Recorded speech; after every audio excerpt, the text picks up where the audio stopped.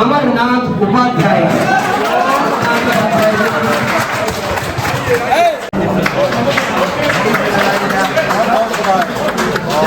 ये पहले हम लोग ये कार्यालय बन चुके हैं। पूर्णिया जिले के नए अध्यक्ष हैं डॉक्टर कृष्ण मोहन कुमार।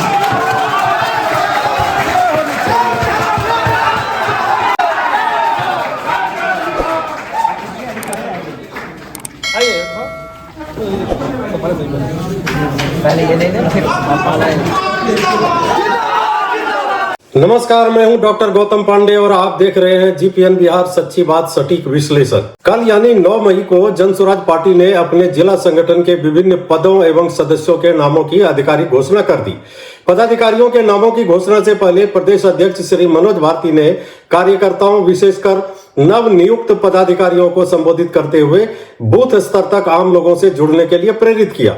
उन्होंने पिछले विधानसभा चुनाव में मिली हार का उल्लेख करते हुए कहा कि पार्टी को पिछली गलतियों से सीख लेकर आगे बढ़ना होगा और उन त्रुटियों को दोहराने से बचना चाहिए। प्रदेश अध्यक्ष ने यह भी विस्तार से बताया कि नया संगठन किस प्रकार कार्य करेगा तथा विभिन्न पदाधिकारियों और प्रकोष्ठों की जिम्मेदारियां क्या होगी। अपने संबोधन में उन्होंने आगामी नवंबर 2026 में संभावित पंचायत चुनाव में जनसुराज पार्टी की भागीदारी की संभावना से भी इनकार नहीं किया।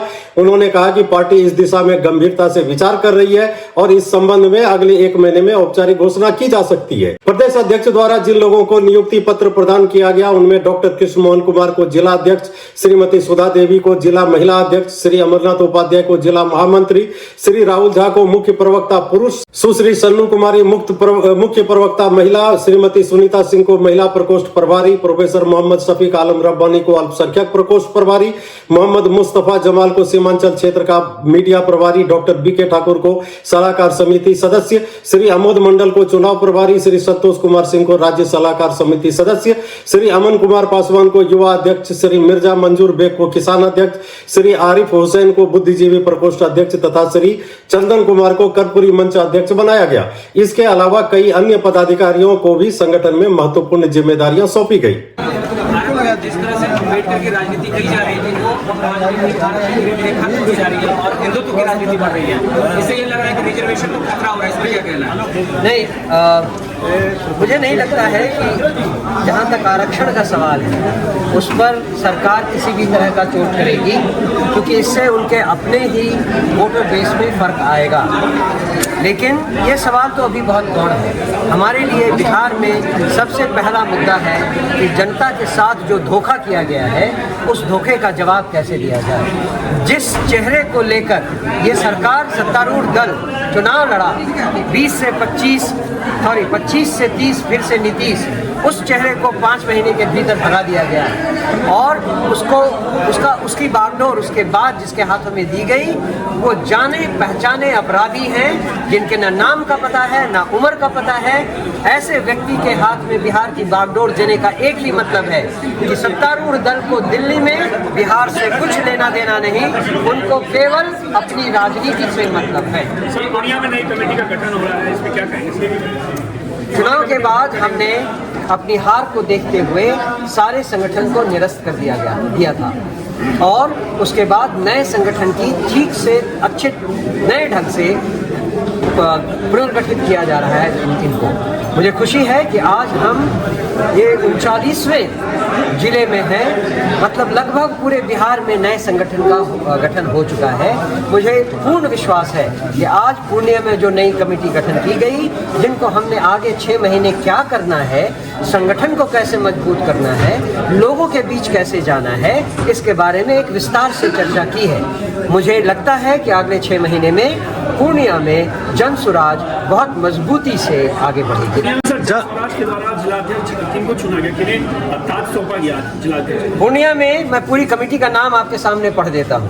पूर्णिया में अध्यक्ष हैं डॉक्टर कृष्ण मोहन कुमार, महामंत्री हैं श्री अमरनाथ उपाध्याय, कोषाध्यक्ष हैं श्री रणजीत कुमार राय, महिला अध्यक्षा हैं श्रीमती सुधा देवी, युवा अध्यक्ष हैं श्री अमन कुमार पासवान, किसान अध्यक्ष हैं श्री मिर्जा मंजूर बेग, बुद्धिजीवी प्रकोष्ठ अध्यक्ष हैं श्री आरिफ हुसैन, व्यवसायी प्रकोष्ठ अध्यक्ष हैं श्री अमित कुमार, ओबीसी प्रकोष्ठ अध्यक्ष हैं श्री अजीत कुमार भारती, कर्पूरी मंच अध्यक्ष हैं श्री चंदन कुमार, अंबेडकर मंच अध्यक्ष हैं श्री वीरेंद्र रजक, अल्पसंख्यक प्रकोष्ठ अध्यक्ष हैं श्री अजाहुर रहमान उर्फ पप्पू भाई, मुख्य प्रवक्ता पुरुष श्री राहुल झा और मुख्य प्रवक्ता महिला सुश्री सन्नू कुमारी। इन्हें आज नया जिम्मेवारी सौंपा गया। जी हाँ।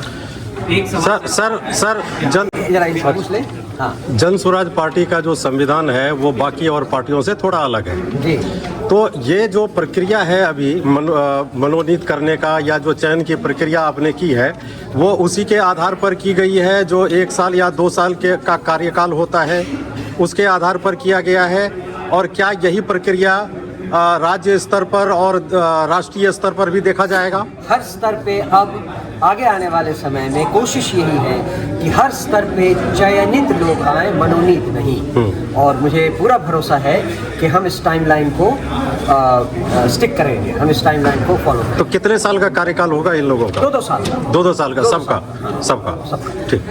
सर एक साधारण सवाल है, लालू प्रसाद जी को बार बार जंगल राज के लिए बोला जाता था और नीतीश भी एक समय कहते थे हम तो मंडल राज वाले हैं। तो बिहार में जिस तरह से राजनीति हो रही है, क्या जंगल राज और मंडल राज के बीच फंसी रहेगी या आगे बढ़ेगी? जब तक आप इन लोगों के बीच में फंसे रहेंगे, जब तक यहाँ की जनता इस बात को नहीं समझेगी कि पिछले 35 सालों के लिए कौन जिम्मेदार है, उनकी गरीबी के लिए कौन जिम्मेदार है, इन पलायन किए हुए बेरोजगारों के लिए कौन जिम्मेदार है, हमारे बच्चों के भविष्य के लिए कौन जिम्मेदार है, जब तक जनता ये नहीं समझेगी तब तक हम इसी में फंसे रहेंगे। इसके अलावा और कोई चारा नहीं।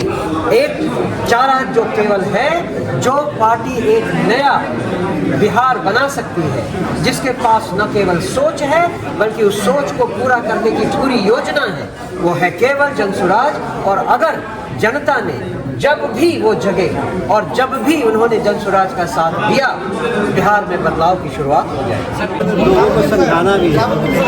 लोग जिस तरह से आजकल फंसे हुए हैं, हिंदू मुस्लिम 2 धारा में बैठे हुए हैं, या फिर पैसे देकर जो वोट की राजनीति हो रही है। अभी देखिए 10,000 रुपया दे के जो दी, तो ये चीज़ लोगों को समझना पड़ेगा।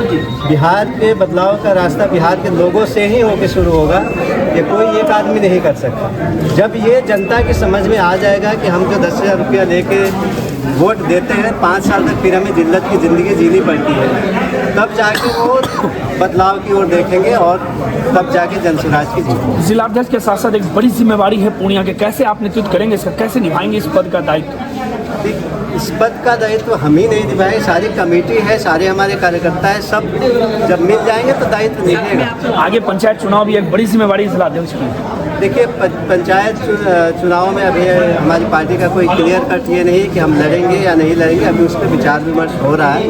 अगर हमें लगता है कि हम इतनी जल्दी गांव-गांव तक, बूथ लेवल तक पहुंच जाएंगे तो पंचायत चुनाव लड़ेंगे।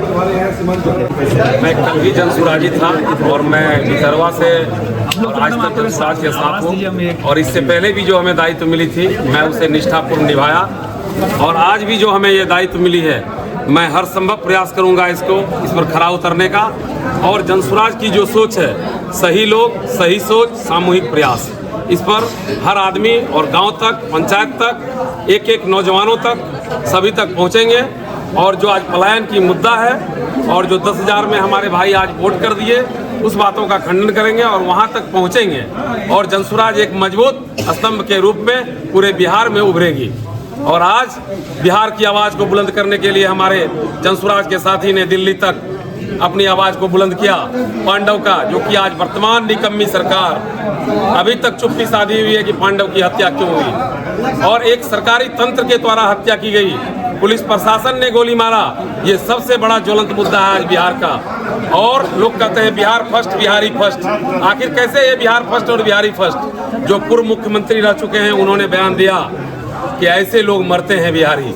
ये शर्मनाक है, और इसके लिए जनसुराज हर संभव प्रयास करेगी और जनता की आवाज बनकर जिला से लेकर, राज्य से लेकर देश तक रखेगी। डबल इंजन के सरकार को दिखाएगी बिहार की ताकत। जय हिंद, जय बिहार, जय जनसुराज, जय बिहार। देखिए, जनसुराज का जो मेन मुद्दा है कि जनता का सुंदर रथ बना। इससे पहले जो चुनाव हुई थी, जो हार जनसुराज को मिली, उसी को निरस्त करते हुए एक नए सिरे से आज सभी पदाधिकारियों का चयन हुआ है। हमें जिलाध्यक्ष प्रकोष्ठ का बनाया गया है।